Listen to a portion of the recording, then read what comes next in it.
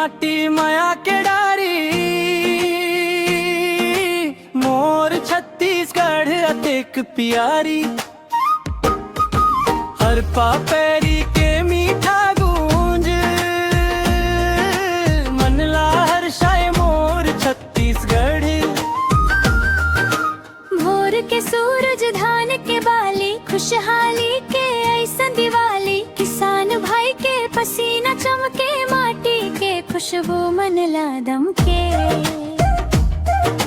तीजा पोरा सुआ के बोली नाचा गम्मत के रंग रंगोली। संगी साथी संगमय जगाबो छत्तीसगढ़ के मान बढ़ाबो। हरियर माटी